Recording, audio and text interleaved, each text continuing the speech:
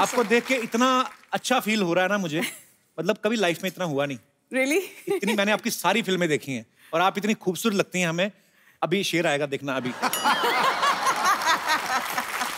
है अभिनय की चांदनी, रूप की सादगी कमाल है। वाह। चेहरे पे ऐसी लाली मानो रंगे गुलाल है। वाह। जो गमों के अंधेरे में जिंदगी का उजाला भर दे। आप चुनौतियों से लड़ने वाली बुलंद हौसले की मशाल है। वाह, क्या बात है। मनीषा जी, आपका बहुत बहुत स्वागत है हमारे शो में। आइए यहाँ पे विराजमान हो जाइए, कृतार्थ करें। मनीषा जी, सबसे पहले तो आपको डियर माया के लिए ढेर सारी मुबारकबाद। बड़ा ही यूनिक कॉन्सेप्ट है, हमने ट्रेलर देखा उसका जी। हालांकि उसके आगे डियर ना भी लगा होता तो वैसे भी आप डियर ही हैं, हिंदुस्तान की फेवरेट रही हैं। फिल्म के बारे में बताइए मनीषा जी।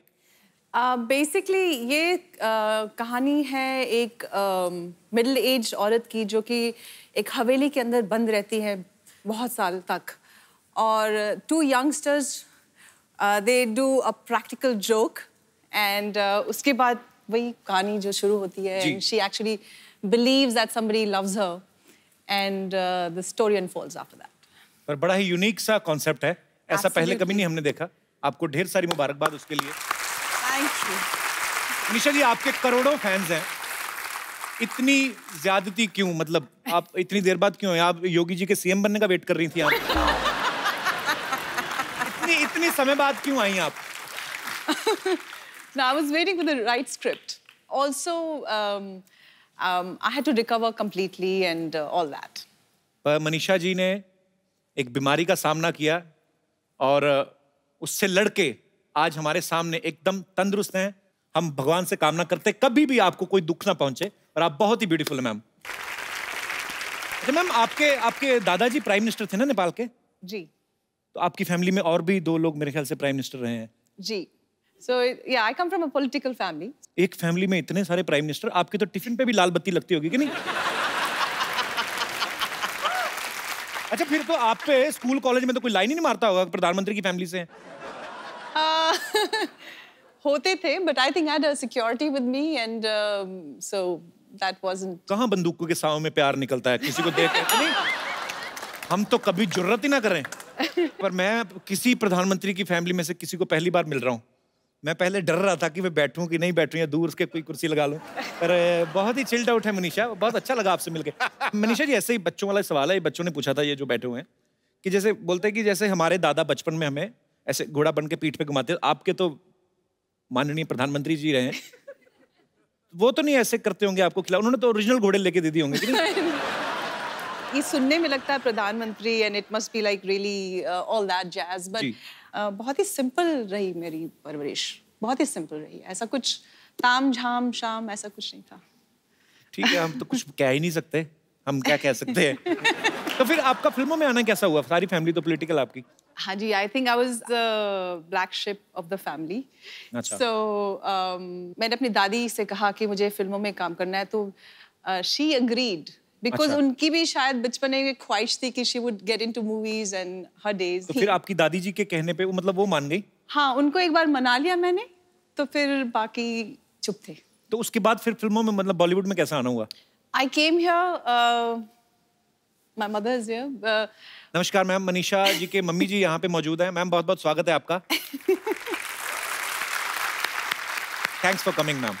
तो फिर मम्मी ने आपको मम्मी को मैंने एक्चुअली इमोशनल ब्लैकमेल किया था। अच्छा।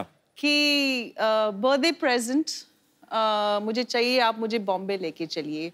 और मम्मी की एक दोस्त थी मीना अय्यर कह के, और उनसे मैंने बात कर रही थी कि मीना दी मुझे बॉम्बे में अच्छे डायरेक्टर्स वगैरह से मुलाकात कर रहे। तो मम्मी और मैं दिल्ली से बॉम्बे आए थे। Okay. And then we met couple of film makers and rest is history. तो बहुत कमाल की शुरुआत की आपने। अच्छा, 1991 में सौदागर से डेब्यू किया था ना आपने? जी। तो सौदागर में सुभाष घई साहब की फिल्म थी सौदागर, बड़ी खूबसूरत फिल्म, इल्लू इल्लू उसी में था। उसमें राजकुमार साहब और दिलीप कुमार साहब जैसे दिग्गज कलाकार थे। तो उन्होंने खुद 30 साल बाद एक दूसरे के साथ काम किया था उस फिल्म में। तो मनीषा मैम, आप उसमें नर्वस नहीं हुई उनको देख के? एक्चुअली मैं इतनी यंग थी और मुझे फिल्मों के बारे में कुछ ज्यादा मालूम ही नहीं था। अच्छा। तो आई वॉज क्वाइट फियरलेस। जब बाद में लोगों ने मुझे ये बोला कि अरे तुम इतने दिग्गज आर्टिस्ट के साथ काम कर रही हो, उसके बाद में मुझे एहसास हुआ, बाद में मुझे लगा अरे बाप रे, that was quite a break we got, but initially I had no idea. पर कमाल की शुरुआत थी आपकी, पहली फिल्म सुपर डुपर हिट रही आपकी। तो आपकी दिलीप साहब से, राजकुमार साहब से सेट पे बात होती रहती थी? जी बिल्कुल, काफी आशीर्वाद दिया, काफी प्यार करते थे वो लोग। दिलीप साहब से तो मेरी एक बार मेरा सौभाग्य था, मैं उनके साथ मुलाकात हुई मेरी। राजकुमार साहब तो अब इस दुनिया में नहीं है, मतलब बड़े ही उनका अंदाज बड़ा निराला था। एक बार तो कहते हैं कि जीनत अमान जी को किसी पार्टी में मिले, वो ऑलरेडी हिट हो चुकी थी, तो उनको देख कहते हैं इतनी खूबसूरत तो फिल्म में काम क्यों नहीं करती, ऐसे बोल देते थे ऐसे।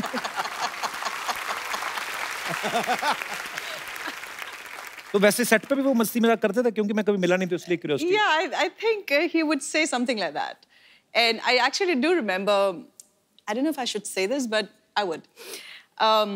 I was doing another film with him, and in a row, 1 or 2 film of mine had flopped. My nature was, I was always a quiet person on set. So he said कि तुम परेशान इसलिए हो कि फिल्में flop हो गई हैं, बेटे पिक्चरें तो ये बंदर बनाते हैं, तुम तो he meant the director, and the director was right in front of us. So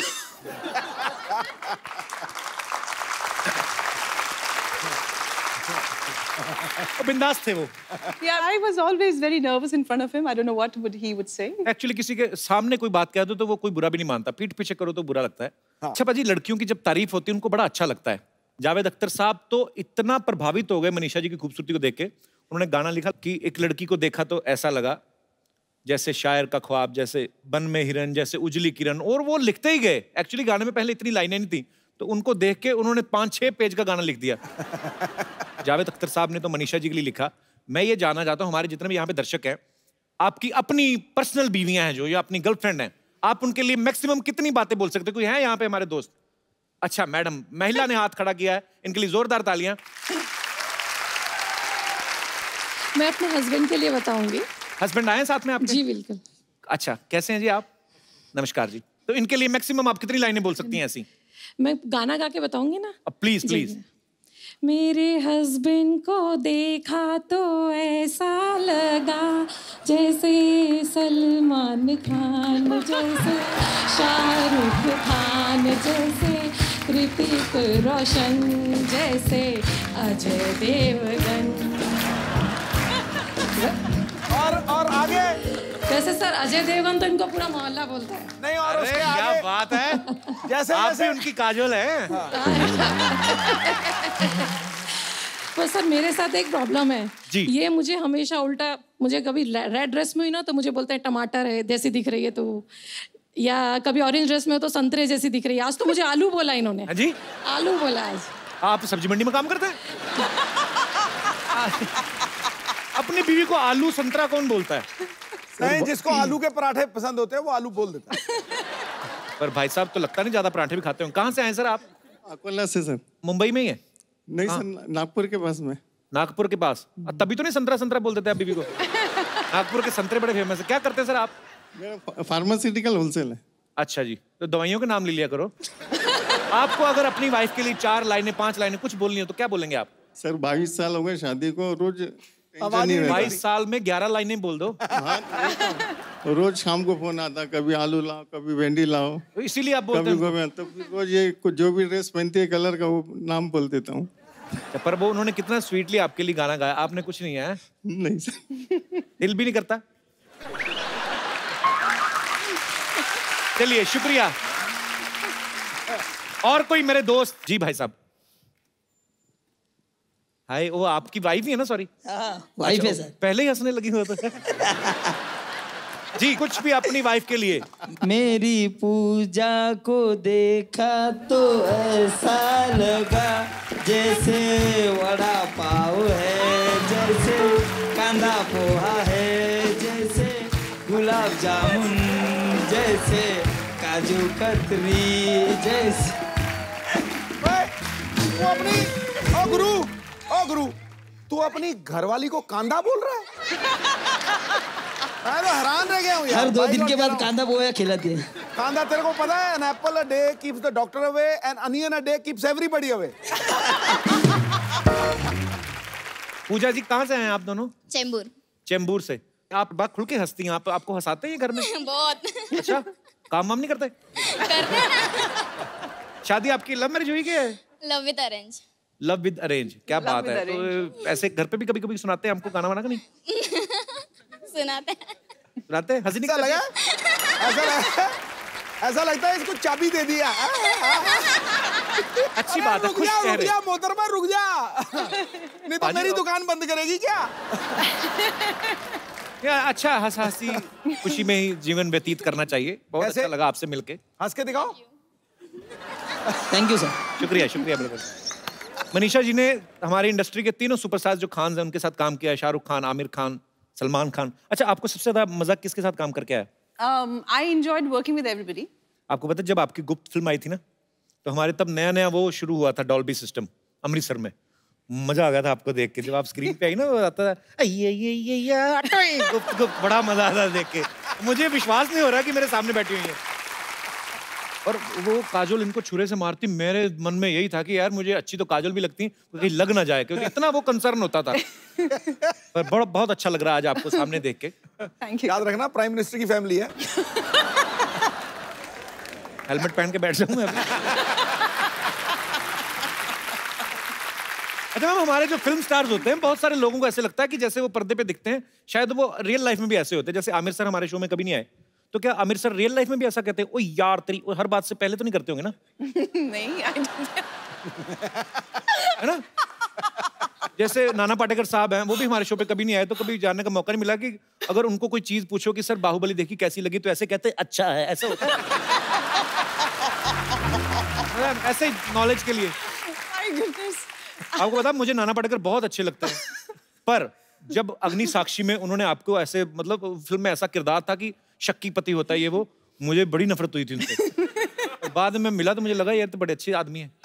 पर होता है, आपको प्यार हो जाता है आपके जो चहेते हीरो हीरोइन होते हैं। पर thank you so much for coming ma'am. Thank you for having me.